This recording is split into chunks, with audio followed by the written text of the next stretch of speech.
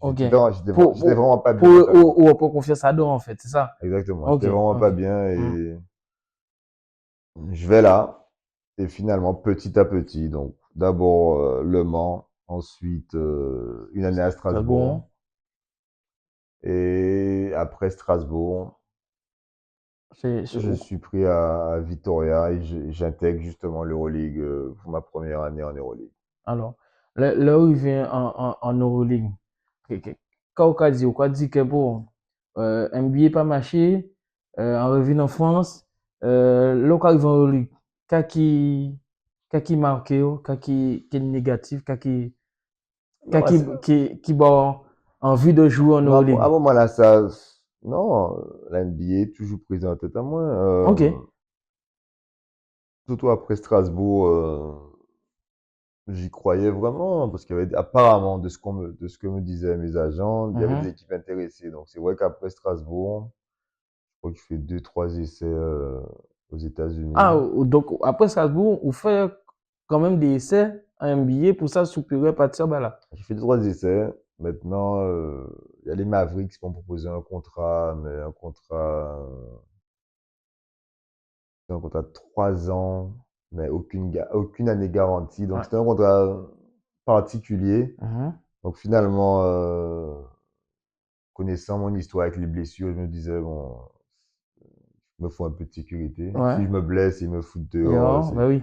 Donc, je voulais un peu de sécurité. Donc, je préfère partir justement en Europe, à Vitoria. Mhm. Et l'Euroleague, ça a toujours été, ben, tant le, tant l'NBA, c'était mon rêve, mais Ouais.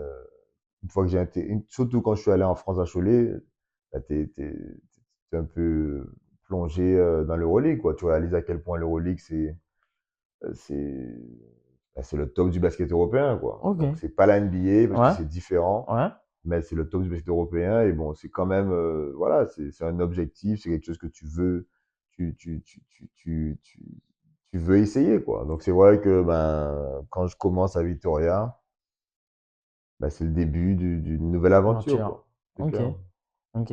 Et là où il va en Euroleague, est-ce qu'il y a des coachs, est-ce que ça différent qui NBA, qui la France, et qui, bon, c'est sûr que ça différent qu'en Guadeloupe, mais est-ce que ça différent en bas là? Mais là aussi, bon, vous allez dire que ça m'est arrivé beaucoup dans ma carrière, mais, donc déjà, retour en France, physiquement, c'est difficile. J'ai commencé à avoir des problèmes au genou pour la première fois de ma carrière. Mhm. Mais bon, bref, donc je fais une saison intéressante à Strasbourg, ce qui me fait, 16 points de moyenne, c'est pas mal, hein. voilà, ce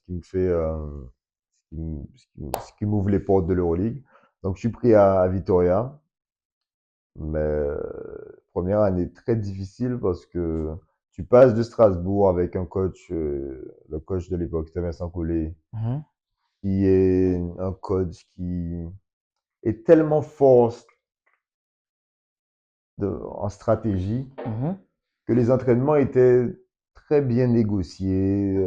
Tu pouvais gérer tout ce qui est Ouais. douleur. Il Ouais. est tellement fort au niveau stratégique que Mhm. voilà, les entraînements étaient pas les plus demandeurs physiquement. Mhm. Et j'arrive à Vitoria avec un coach sa mentalité, c'est courir, courir, courir, courir, Ah ouais. sauter dans tous les sens, des défenses de malade, pression tout terrain. C'est vrai que j'ai galéré. Donc, il y a eu beaucoup de hauts et des bas. C'était vraiment une saison montagne russe, ma saison, ma première saison à Vitoria. Mhm.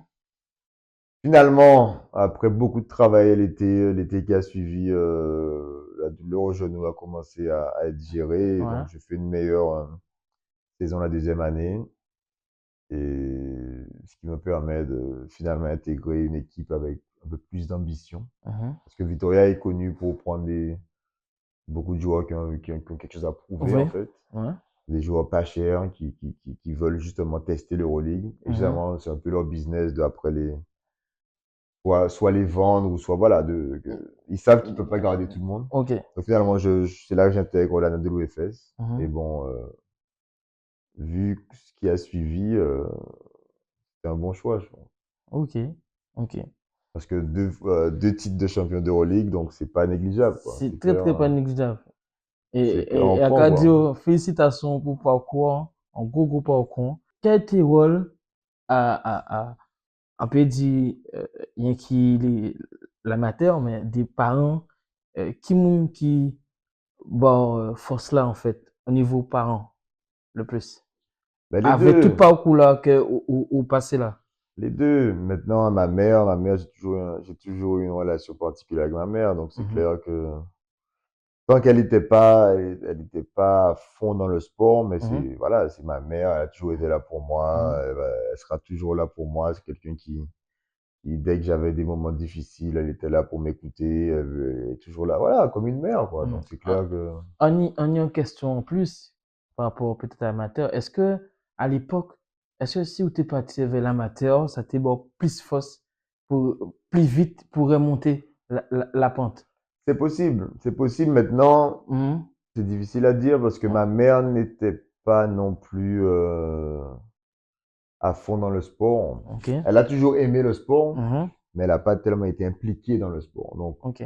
je pense que oui, le côté émotionnel, elle m'aurait clairement aidé parce que, bon, comme je dis, j'ai un rapport très particulier avec ma mère et Mhm, c'est quelqu'un qui compte énormément pour moi. Maintenant, dans toutes les difficultés que j'ai eues par rapport au sport professionnel, est-ce qu'elle mhm. m'aurait aidé spécifiquement par rapport à ça? Je sais pas. Je Très sais bonne pas. question. Ouais. Très Ok. bonne question. Ok. Et des questions plus personnelles que d'actualité. Là, quand vous jouez un match, quelle routine, qui sont quoi coûter? Ou sinon, moi, Qui, bon, moi, un artiste guadeloupéen qui quoi coûter avant match, par exemple. ben moi, très bizarre, à pas gain qu'à écouter musique, en fait. Ouais. Ça très aléatoire, hein. Mhm. Dès lors qu'à écouter musique, mais généralement, à écouter musique, c'est musique de l'époque, quoi. Ouais. Donc, big up pour artiste. Bon, je sais c'est pas tout le monde qui est fan, mais Mhm. moi, j'ai toujours été un grand fan de Yoon Chang MC.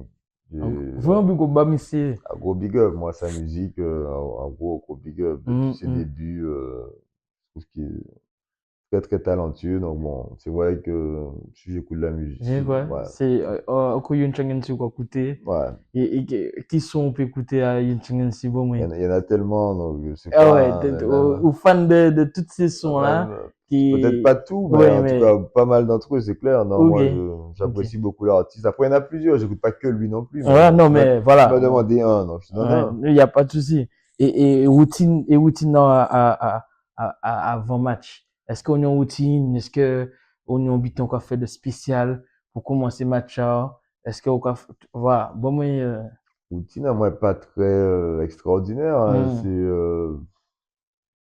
Je suis pas quelqu'un qui fait des siestes généralement, mais je hum, m'arrange le jour des matchs de faire une bonne petite sieste. Pas trop ok. long, Ouais, juste la limiter à 2 heures, 2 heures et demie maximum. d'accord.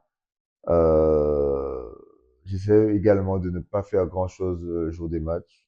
Donc malheureusement, on voyage beaucoup, mais je n'explore même pas tellement les villes dans lesquelles on va parce que Mhm, malheureusement, ben, j'essaie de rester dans ma chambre et faire le moins de rester le plus tranquille possible.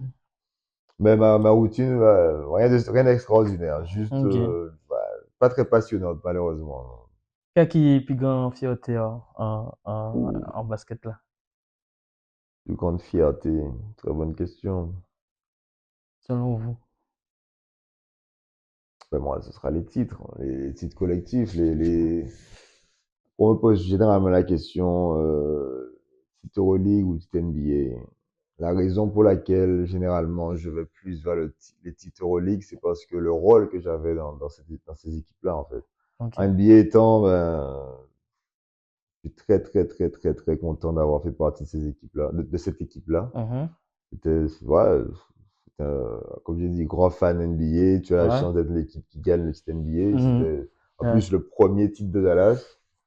Ah, c'est Le pas seul, rien. le premier titre de Dallas, c'est vrai que c'était très très fort, des émotions très très fortes. Mais il se trouve que mon rôle, voilà, il n'était pas le même. Donc c'est Ouais, vrai que les titres Euroleague, surtout le premier, parce que le deuxième, je me blesse au dos ouais. juste avant les playoffs. Mais Mhm, le premier, ouais, particulier, c'est clair. ok. Surtout que quand ce groupe-là, quand le groupe qui a gagné justement signe en 2018, Mhm, il n'y a pas beaucoup de personnes qui croyaient en nous, quoi. Donc le fait ok. de 2 ans plus tard gagner le titre, Mhm. En dernière question qu'a ouais. posée. Qu'est-ce qu'on peut conseiller aux jeunes qui veut jouer au basket et qui veut jouer au haut niveau? Bah déjà, comme on disait, hein, de le côté de croire en soi, très très très important. Je crois que ben c'est la clé, de croire en soi et de ne pas lâcher en fait. Je pense que l'une des erreurs de pas mal de jeunes, c'est d'abandonner un peu trop vite en fait. Mm. Et si mon parcours peut aider, ben, même si ça peut aider une seule personne, ça me fera plaisir parce que comme j'ai dit, comme tu as pu en Ouais. parler, Mhm. pas pris au pôle, j'ai pensé à un moment donné, Mhm. Dieu merci, je ne l'ai pas fait, j'ai continué à travailler. Les grosses difficultés, à mes débuts et un peu dans toute ma carrière, mais voilà, ne pas lâcher, quoi, de croire en soi et de toujours avancer, de travailler très dur, et surtout de croire en soi et ne pas, voilà, de trouver un groupe limité de personnes en qui tu fais confiance et rester sur ça, en fait, de pas s'évader, en fait. Ok. Tu m'as posé la question en off, des réseaux sociaux. Mhm. L'une des raisons pour laquelle j'ai abandonné les réseaux sociaux, c'est Mhm. parce que, ben, j'avais un billet et là, bah, tout le monde Tout le monde connaît m'aime, de vous, tout le tout monde le aime monde veut vous. me parler, et Ouais. moi qui, tu me connais Ouais, depuis, oui, oui, oui, depuis oui. jeune, moi qui suis assez Discret, discret mais simple et simple, voilà, ouais. abordable, Ah, ben, ouais. moi je laissais tout le monde entrer, Ouais. et voilà, tout le monde parle, Mm. et malheureusement, j'écoutais un peu tout le monde, Ouais. et à un moment donné, je me suis rendu compte que non, non, il faut limiter la chose. Donc bon, il y a des gens qui arrivent à faire la part des choses. Mhm. Moi, j'ai été, j'ai Cash. été extrême et Vous fermez tout ça. j'ai essayé d'arrêter pour voir si ça m'aidait. Et c'est Ah, vrai que j'ai apprécié ok. et j'y suis jamais retourné en fait. Je dis pas que c'était une bonne idée. Je dis Ouais. juste que dans mon cas, Ouais. ça m'a aidé parce que bon, c'est vrai que bah, ouais, c'était particulier en fait. Ok. En tout cas, merci en pile. Ok. Pour Merci interviewer à à toi. ça. Et puis, encore surtout un bon fin de saison. Ok. Merci beaucoup. Et puis, au prochain interview là, nous qui savons qui vont nous gagner par la suite. Merci vous deux.